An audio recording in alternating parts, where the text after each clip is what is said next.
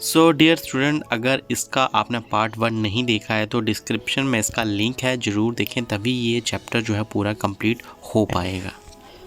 तो सोडियम का इलेक्ट्रॉनिक विन्यास जो होता है वो 2, 8, 10 और 11 के एल एम।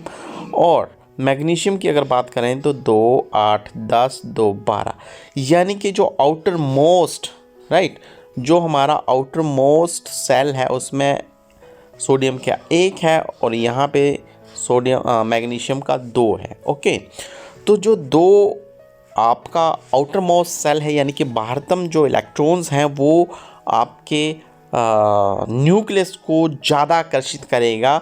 यानी कि अगर बात करें हम तो बाहरी कोश की, अगर हम यहाँ पे बात कर लें, ये देखिए बाहरी कोश में यहाँ के 2 इलेक्ट्रॉन्स हैं और ये मान लीजिए न्यूट्रॉन्स है। तो ये न्यूट्रॉन को जो न्यूक्लियस को जो है वो बहुत ही ज़्यादा अट्रैक्ट करेंगे और इस वजह से इसका साइज छोटा होगा।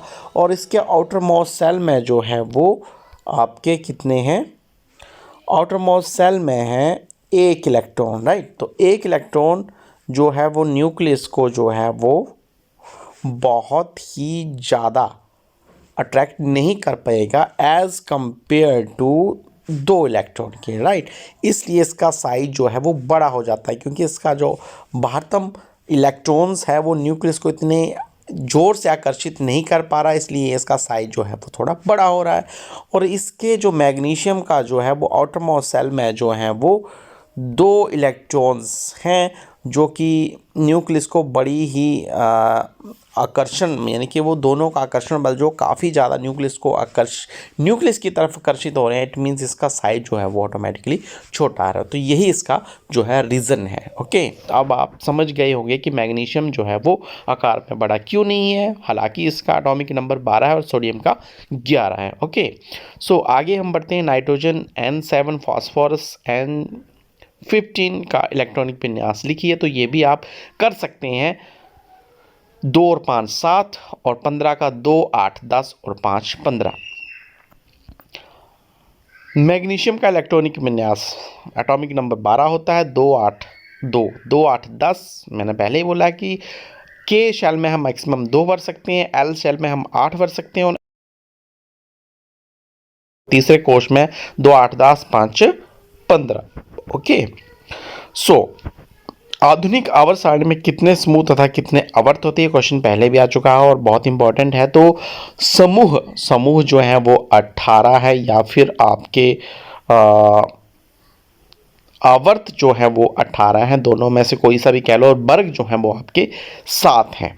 तो आप इसे कोई ट्रिक लगा के भी याद रख सकते हैं। जैसे मान लीजिए आपकी क्लास का समूह जो है, आप एक कक्षा है, आपके कक्षा में 18 बच्चों की कक्षा का समूह है और लाइनें कितनी लगती हैं आपकी, 7 लगती हैं। हॉरिजॉन्टली आप बैठते हैं तो 18 जनों की एक क्लास यानी कि समूह यानी कि आवर्त है और 7 आपके लाइनें लगती हैं उस क्लास में बैठाने के लिए। इस तरह से जो है आप अपना ट्रिक लगा सकते हैं। और भी अच्छा, अगर आपको अच्छा कोई ट्रिक्स है तो ज़रूर कमेंट बॉक्स में कमेंट करें और ज़रूर मुझे बताएं कि क्या आपको मेरा पढ़ाया समझ आ रहा है या नहीं आ रहा है। अगर नहीं आ रहा होगा तो मैं आज से वीडियो बनाना बंद कर दूंगा, इसके ऊपर नहीं बनाऊंगा, कुछ और ट्राई करूंगा।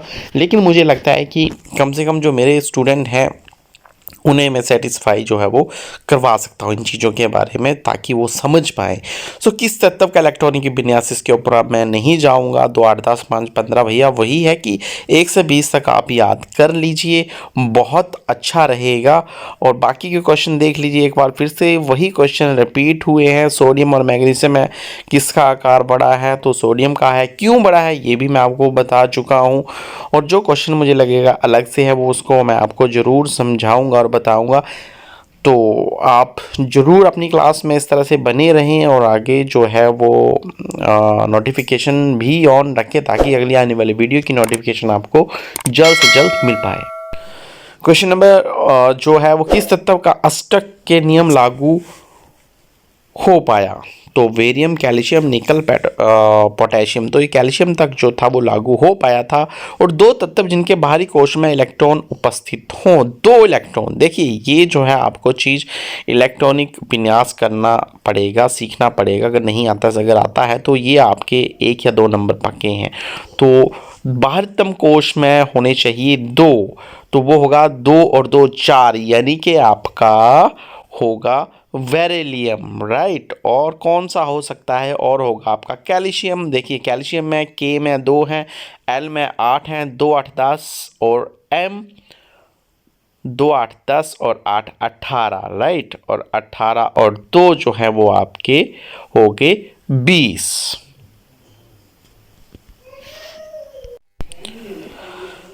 चलिए नेक्स्ट क्वेश्चन, किस तत्व में 2 कोश तथा संयोजकता कोश में 3 इलेक्ट्रॉन। अब संयोजकता कोश जो होती है वो आउटर मोस्ट सेल से बनती है। तो यहाँ पे क्वेश्चन है 2 कोश, 2 कोश यानी कि आपके आते हैं के और एल, राइट। यहाँ पे आते हैं आपके के और एल।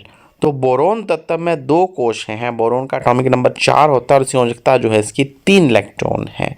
और किस तत्व में 2 कोश तथा दोनों इलेक्ट्रॉन पूर्ण हैं। अब ये क्वेश्चन कर रहा है 2 ही कोश हैं, यानी कि के एल 2 ही कोश है, दोनों ही पूर्ण है, 2 और 2, यानी कि किस तत्व में 2 कोश है, दोनों इलेक्ट्रॉनों से पूर्ण हैं। तो वो जो है भैया आपका 2 और 8, यानी कि मैक्सिमम एल में हम 8 पढ़ सकते हैं, 2 8 10, वो है आपका नियॉन, राइट, जिसका एटॉमिक नंबर जो है वो की है 10। किस तत्व का दूसरे कोश में पहले से दुगने इलेक्ट्रॉन होते हैं। देखो ये घुमा के आपको क्वेश्चन पूछा है, यानी कि के में अगर 2 होंगे तो किस तत्व के दूसरे कोश में पहले से दुगने होंगे। तो 4 होने चाहिए दूसरे कोश में, तो 2 और 4 6, यानी कि एटॉमिक नंबर 6 जो है वो कार्बन का है, तो वही उसका आंसर है। और नेक्स्ट क्वेश्चन, क्या डायविनर के त्रिक न्यूलैंड के अष्टक स्तंभ में पाए जाते हैं। जी हाँ, एक त्रिक में लिथियम, सोडियम और पोटेशियम अष्टक के स्तंभ में भी विद्यमान है। देखिए यहाँ पे त्रिक नियम से मीन्स है कि 3 का जोड़ा, ठीक है, 3 के जोड़े से, यानी कि लिथियम, सोडियम, पोटेशियम 3 एक त्रिक हुआ। और अष्टक से मतलब है 8 से, यानी कि हर एक 8 के बाद जो तत्व आएगा उसका जो है वो जितने भी फिजिकल प्रॉपर्टीज होंगी वो रिपीट होंगी पहले वाले से ही, अष्टक यानी कि 8 के बाद। तो यहाँ पे आप देख सकते हैं क्या डायविनर के त्रिक न्यूलैंड्स के अष्टक के स्तंभ में पाए जाते हैं, इसका इन्होंने बताया भी है। देखिए, और त्रिक जो है आपका लिथियम, सोडियम, इन दोनों का द्रव्यमान को जोड़े तो तीसरा वाला जो है पोटेशियम, इसका द्रव्यमान जो है वो निकल के आ जाएगा। जैसे कि यहाँ पे देख रहे हैं 7 और 39 जोड़ के 23 और 23 जो है वो आपका इसका है, राइट। तो ये जो है इस चीज़ को फॉलो करता है। आधुनिक आवर्त में कितने आवर्त हैं, अब तो आपको भी याद हो चुका है। आवर्त जो है वो आपके 7 हैं, यानी कि आपकी क्लास में 7 लाइनें लगती हैं और आपकी क्लास जो है वो 18 जनों का एक समूह या वर्ग है। न्यूलैंड ने अष्टक नियम कब दिया था, that is also very important, सन 1866 ईस्वी में दिया था। न्यूलैंड का अष्टक सिद्धांत क्या था, तो न्यूलैंड का अष्टक सिद्धांत जो था वो जब तत्वों को परमाणु द्रव्यमानों को आरोही क्रम में व्यवस्थित किया जाता है तो दिए हुए तत्व की तुलना में प्रत्येक 8वें तत्व के गुण की पुनरावृत्ति होती है, यानी कि 8वें तत्व जो है वो अपने गुणों को फिर से रिपीट जो है वो करता है। मैग्नीशियम एल्युमिनियम में कौन सा अधिक तात्विक है, ये पहले भी क्वेश्चन आ चुका है, इस लहजे से इंपॉर्टेंट है। मैग्नीशियम इसमें ज़्यादा तात्विक है। और आवर्त सारणी में फ्लोरीन के स्तंभ को सभी तत्वों कौन से गुण धर्म समान है। सभी तत्व संयोजी कोष में 7 इलेक्ट्रॉन जो है वो होते हैं और सभी तत्वों में विद्युत ऋणात्मक यानी कि नेगेटिव माइनस जो है उनके सर के ऊपर होता है, यानी कि विद्युत ऋणात्मक की मात्रा जो है वो अधिक होती है। न्यूलैंड के अष्टक नियम की सीमाएं क्या थी, ये भी क्वेश्चन इंपॉर्टेंट है। न्यूलैंड के अष्टक नियम का परमाणु द्रव्यमान 40 वाले तत्व यानी कि लास्ट जो था वो कैल्शियम था, इसके आगे के तत्वों पर प्रयुक्त नहीं हो पाया था। तो लास्ट तत्व जो था वो कैल्शियम था, अष्टक नियम जहाँ पे जो था वो लागू हो रहा था। और आवर्त सारणी में फ्लोरीन के स्तंभ में सभी तत्वों कौन कौन से गुण धर्म जो थे वो समान थे, तो उनके स्टारमा जो तत्व वर्ग था उससे संबंधित है, उनके बाह्यतम कोश में 7 इलेक्ट्रॉन है। ये सभी तत्व फ्लोरीन, क्लोरीन और ब्रोमीन सारी की सारी नॉन मेटल्स थी। आधुनिक आवर्त सारणी के पहले 10 तत्व और धातुओं के नाम बताएं जिनमें से धातु कौन कौन सी हैं, ये भी छान के लिखिए। तो आप देख सकते हैं, ये आपको थोड़ा याद रखना ही पड़ेगा। और लिथियम और बेरिलियम जो है वो धातु हैं। नाम बताएं 3 तत्वों जिनके बाहरी कोश में 1 इलेक्ट्रॉन उपस्थित है। तो एक तो आपका आ गया सबसे पहला लिथियम। देखिए यहाँ पे लिथियम का एटॉमिक नंबर, सोडियम और पोटेशियम। देखिए लिथियम का यहाँ पे एटॉमिक नंबर जो है वो 3 है और सोडियम का 11 है। तो KLM में जो है वो अगर आप देखें तो 2 और 1 3। सोडियम का देखें 2 और 2 8 10 और 1 11। और पोटेशियम का देखें तो 2 8 10 8 18 1 19। अगला क्वेश्चन जो है वो मल्टीपल चॉइस क्वेश्चन है और बहुत सारे टर्म 1 आप देख चुके हैं कि MCQ बहुत सारे पूछे जा रहे हैं, तो मे बी यहाँ से भी कुछ ना कुछ आ सकता है। सो कौन से तत्ववाद प्रत्येक 8वें तत्व के गुणधर्म से नहीं मिलता है? तो वो आपका सही आंसर है कैल्शियम, यानी कि अष्टक नियम जो था वो कैल्शियम तक ही लागू हो पाया था 40 तत्व तक, उसके बाद वो रिपीट जो था वो नहीं हो रहा था। अगला क्वेश्चन जो है न्यूलैंड अष्टक सिद्धांत कैसे तत्वों के लिए ठीक से लागू हो पाया था? तो जो हल्के धातु थे वही इसका आंसर होगा। अगर भारी कठोर हल्के जो लाइट वेट एलिमेंट्स थे उनके लिए जो था वो अच्छे से लागू हो पाया था। मेंडलीव को आवर्त सारणी में ऊर्ध्व स्तंभ को क्या कहते हैं? यानी कि ऊर्ध्व मीन्स सीधे खड़े 90 डिग्री में, तो उन्हें हम कहते हैं ग्रुप या फिर समूह।